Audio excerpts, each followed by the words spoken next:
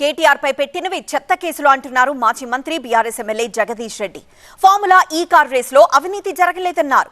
ఎలాంటి అవినీతి జరగకుండానే ACB case పెట్టిందంటున్నారు.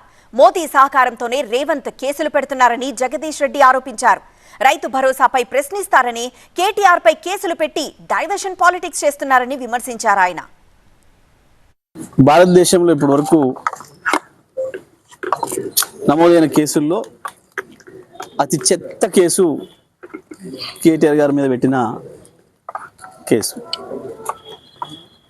అందులో ఎక్కడ కూడా ఒక పైసా అవినీతి ఆరోపణ లేదు.